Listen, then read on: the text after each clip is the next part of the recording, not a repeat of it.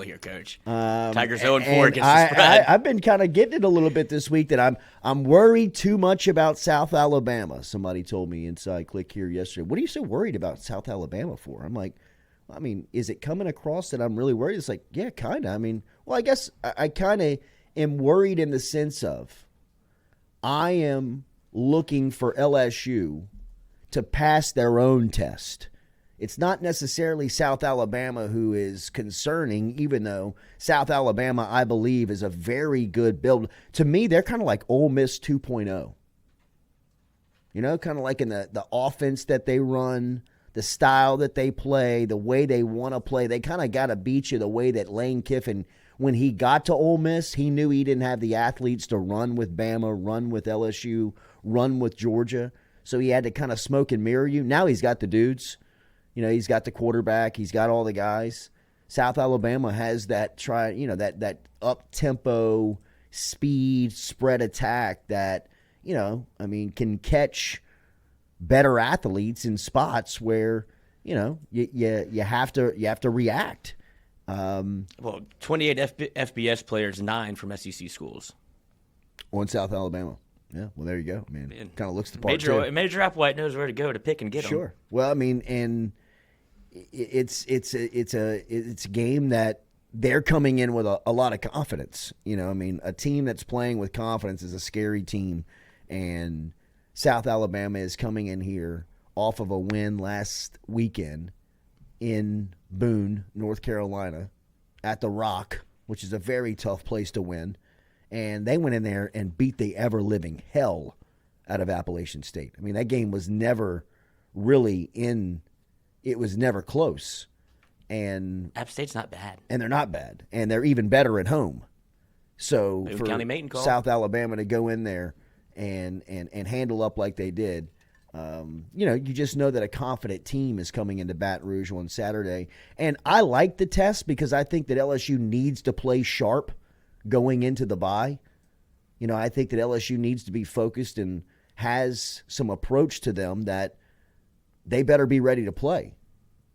And I think they would be, obviously, with the adversity that they've dealt with over the last couple of days and knowing that Harold Perkins is going to be out for the remainder of the season, and how you fill that void and able to, you know, keep consistent play from that spot up.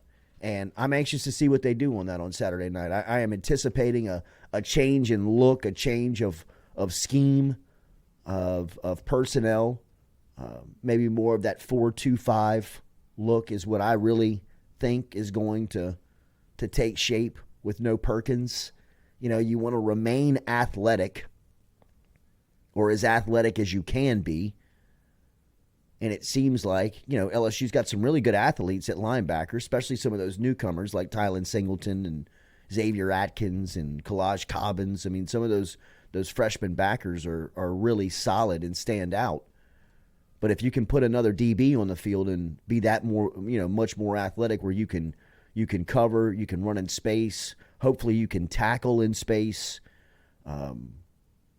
You know, I don't know what's going on with Toviano and his legal situation, but I would think that, you know, as little as we've seen of him throughout the start of the year, this may be an opportunity for him to crack. No, didn't you say that he's going to moving him to corner? Yes, I think with the Zy Alexander concussion, the move they made, instead of bringing Sage back to corner, yeah, they're going to have Toviano, because Toviano's kind of working at the star behind Major, so they're going to have Toviano mixed in at corner, and Kylan Jackson will be the backup behind Major at the star position. I think so Kylan Jackson at the star makes all the sense in the world. 100%. I agree.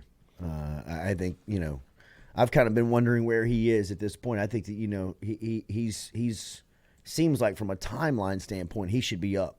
Right. You know, I mean, he should be on the field. So maybe, you know, this new look personnel stack up is giving and will give him an opportunity to get on the field. He's only a redshirt freshman, second right. year. Yeah, I mean, second year, high recruited guy, Absolutely. Position of need. Yeah. You know, I mean, right. you would think that he would be up. And look, by no means am I saying that the curtain is closed on him. It just feels like he should be getting close.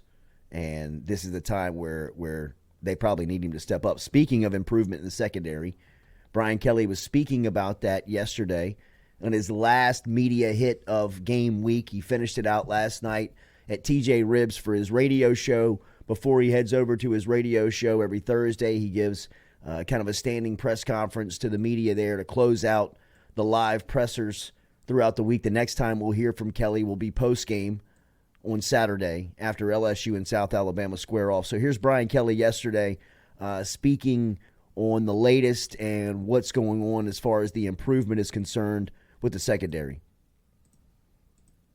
What are you looking for as far as improvement from the secondary, your safeties, and your corners just in general? Yeah, I think it's really simple. We want to leverage the football. If you're an inside leverage player, play with great inside leverage. If you're an outside leverage player, play with great outside leverage. And the same thing in tackling. We're not reinventing the wheel back there. We're not in multiple coverages. We want our guys to utilize their athletic ability and do it with great fundamentals. If we just play with better fundamentals, we're going to be better back there. And that's really been the focus this week. More from Kelly yesterday talking about one of his standout players. Coach, on Saturday you talked very highly about Braden Swinson. We didn't get to speak with him, but just how have you seen him respond to the really good season he's had so far? Yeah, I think that's a good question. I think what's been evident to me is just the way he has absorbed the teaching on a day-to-day basis from Coach Peoples. I mean, I think he's been a sponge, learning the techniques necessary for him to be an elite pass rusher. Is that he's using different techniques. I mean, he's attacking the ball. And when I say that, these are not selfish pass rushes. And what I mean by a selfish pass rush is that he's not like looking just to get the quarterback on the ground. He's looking to get the football out. And those are different type of pass rushes. So I just think his overall game has changed so dramatically in 1 year. And that's credit to how he's approached it, his mindset, and how he's being taught on a day-to-day basis. Yes, Swinson right now is playing as good of defense as there is in the country right now. I mean, he's as good of a defensive player as there is, not only in the league. You look around, I mean, he is causing just havoc in all types of games. I mean, every time he's in there, every time he's one-on-one, you feel like you've got the advantage. You're starting to see teams, and now, like we talked about with Perkins being out, now offensive coordinators and, play designers are really going to shift their focus on who is LSU's top threat. And while Perkins may have not had the impact that we thought he did, on the stat sheet, he was definitely receiving all of the attention as far as the pregame buildup and coaches trying to game plan for what they were going to do against LSU's defense. I think that focus now shifts to Braden Swinson. I think Swinson, has been, a guy that has really been just hell on offenses. And like I said, you focus one-on-one on him, and it feels like LSU's got the advantage there. Here's Brian Kelly speaking on something that seems very sensible and mindless when you look at kind of the effect of what happens when you schedule day games in September. Speaking of playing at home, I saw when you were on the Feinbaum show the other day, you mentioned that there's some talk of legislation that would ban day games in September. No, I was referring to that in the state of Arizona. Just in the state, not here. No, I was just referring that the state of Arizona has legislation in the state in the month of September that you can't play games before 6 o'clock, and I was merely throwing that out that this is not something that hasn't been discussed. Maybe that's a point that Scott could take up and have a discussion.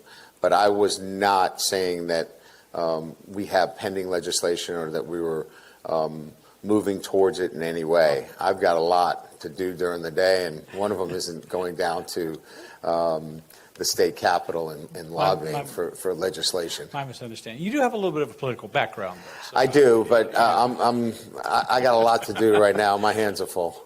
Would you be in favor of that? I certainly would. I mean, we saw what happened. I just need to see that happen once, right? That in a place like Tiger Stadium to have that kind of environment where it is just so difficult to sit and watch a game, it totally makes sense. And so, look, I get it, right? I mean, TV's involved, the conference is involved. There's a lot of things that you have to consider. We don't have to deal with it again this year, and I think the window is really small that we were going to have to deal with. But I would definitely throw my hat in the ring on supporting something like that. I think this is easy, right? I mean, if there was an SEC official at last weekend's game versus UCLA, it should be easy to go back to the office in Birmingham and report back and say, look, we can't do that. We can't schedule games in the middle of the day in Baton Rouge in early September anymore because they had people, they turned the east side corridors into a triage. I mean, like some of the images that were coming, I mean, you had people that were just, like holding the wall up, pouring water over their head, people laying up against the walls, sitting up against the walls. I mean, it can't happen. I mean, like, I understand that there's a lot of moving parts to scheduling, 14 teams games on Saturdays to make sure that you fit TV windows. But there has to be some type of policy that looks out for the ticket buyer that says there's no way, the ticket buyer and the fan, obviously, but also, I mean, you're constantly promoting the safety of the game, right? And I'm not saying that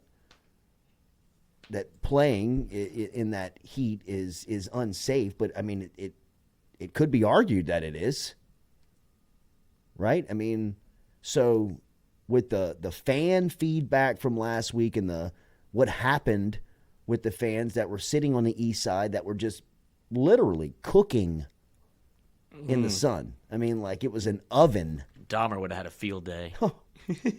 Finally figured it out.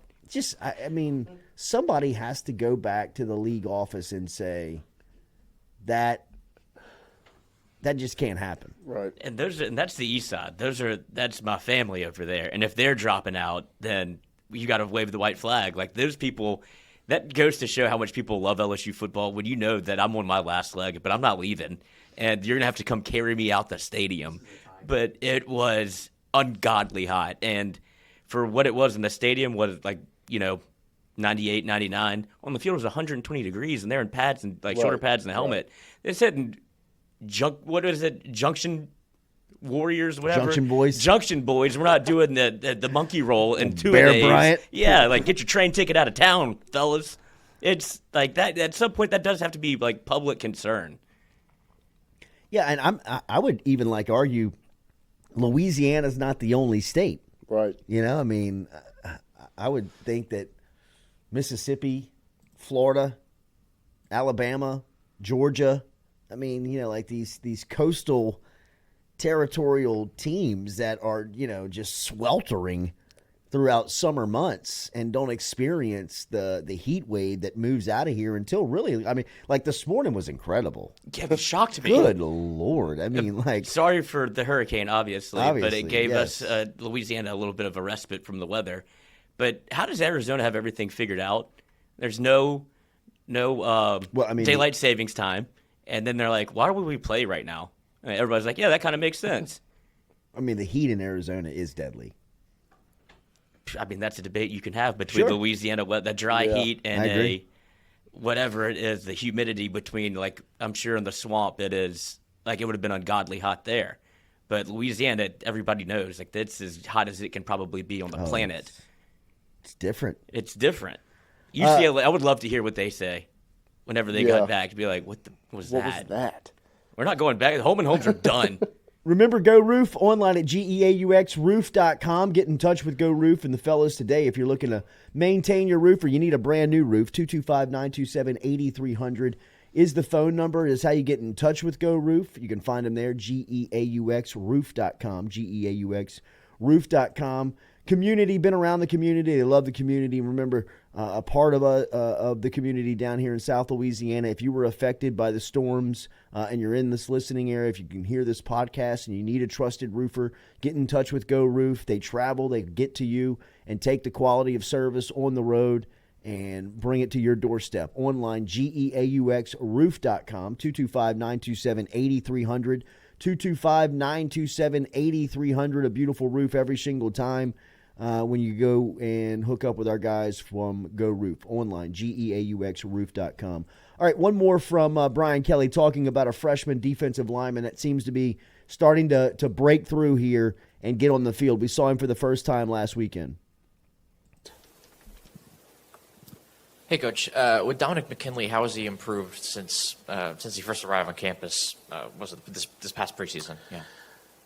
Well, there's so many layers to that improvement, as you know. I mean, I think the first thing is, just the transition, from high school to college is pretty big. And I think we've talked about this many times. Some handle it better than others relative to the mental versus the physical. Because, he'd walk in here and you go, okay, well, physically, he looks like any better than anybody on our team. But, there's going to class and managing the day-to-day and getting up early and being on your own. And, that wears on guys. I think learning the techniques, and I would say that the biggest hurdle for him was he got injured. And then understanding how to take care of yourself and work your way through an injury and being hurt. And there is a difference between being hurt and being injured. We're not going to put somebody out there that's injured. But we are going to have some guys that are hurt. And hurt means you're not 100%. And sometimes it's hard for some guys to figure out how to play when they're not quite 100%. And he was figuring that out. And to his credit, he was working through a time where, he was hurting out there. He wasn't 100%. And that's just the process that some of the young players kind of go through. And he's on the other end of it. He's feeling really good. And I think we've seen him really ascend the last couple of weeks in terms of his play. Would be good to get him going for this stretch in this part of the season, really. I tell you what, you could see it last week. If you watched Don McKinley's reps, and I know that he was tough to find kind of later in that game, but if you were paying attention and saw him get out there, he is a force. And the more he is developed, and Bo Davis being around him is only going to make him even stronger of a prospect and somebody that you're really going to have to deal with.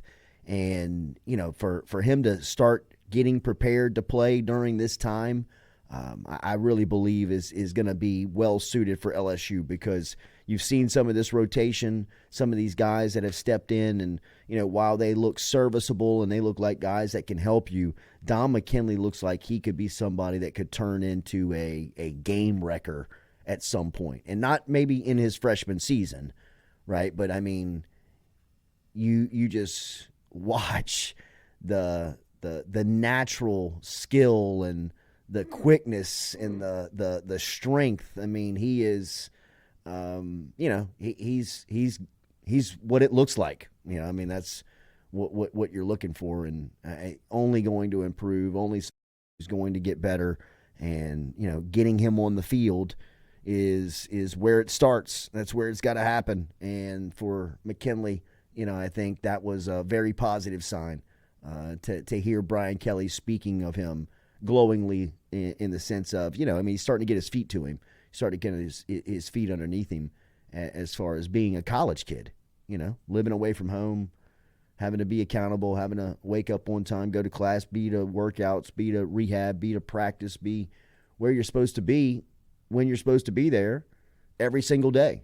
You know, I mean, when that hits you in the face for the first time in your life, sometimes it takes a little bit of adjusting. And hearing what Brian Kelly said there, it sounds like Don McKinley is starting to really make that transition into being a college football player. You can see why he was a 5-star. You can see why throughout the majority of his recruitment, he was the number 1 player in the state of Louisiana. Now, I mean, Tradez Green and Gabe Relaford popped up a little bit late in the recruiting process as guys that were making a push, and some services had those guys maybe higher ranked. But for the most part, consistently, Don McKinley was the number 1 player in that class throughout, you know, the 2 years that they were being recruited, 3 years that they were being recruited. So you can see it. You can see why. And to hear Kelly talking that his time could be now is a very positive sign for this LSU defense. They need to get him going.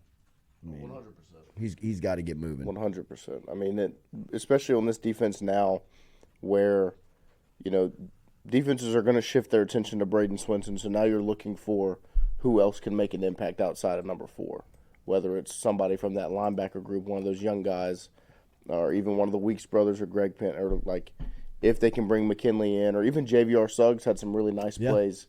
He's got a quick first step. He does, and he looks great. Savion Jones, like who's going to step up now with Perkins out, just from the game record standpoint, because the attention will be turned to Braden Swinson, where they chip him with the running back, or they put a tight end over there just to take him. Don't let 4 mess it up, you know. And so now somebody else is going to have to add that. So that's an interesting piece of the loss of Perkins that we've talked about throughout the week. Is just now you need essentially a new game breaker, because the attention's going to be put on Braden Swinson. Yeah. And you have a quarterback that can run it a little bit. 21 carries for 183 yards, 2 touchdowns. And they were saying on the South Alabama podcast that if you can get pressure up the middle on him, that's where he kind of gets to. That's where he struggles. And then you have LSU's ends that could kind of make it hard for him. But he's a guy that likes to get out the pocket, kind of do some damage with his legs. He's a player. Yeah. And the South Alabama offense is real. So if you can get a push from, how many snaps do you expect from McKinley? Like, what's a good number? What was it last week? Was it 6? Did I see his snap count? Was it 6? I mean, I would say somewhere around 15, 20. Yeah. You know, I mean, you got to start revving him up. You know, I mean, I would think Ole Miss, if he's, you know, he's right, he feels good. I mean, he needs to be playing, you know, 25, 30 snaps. Right. You know, I mean, get him out there. I mean, because Sean Washington is not the guy that can help you in SEC play plug the hole, right? He's a 6 to 10 snap guy. Flip that count. Yeah. You know what I mean? Like, get Schoen's reps to Don McKinley and let Schoen take Don McKinley's reps, and I think you're a better defensive line. Yeah. In that sense. And I think Paez, Suggs. Ahmad Bro has been fantastic. I mean, we talk all about McKinley. We talk, you know, all about some of these true freshmen that we've seen early on. P.J. Woodland, Don McKinley. Who am I missing? Caden Durham. Jeez. Different side of the ball. Ahmad Bro has been someone that deserves that type of love, because he has filled a need and stepped up on a role that he didn't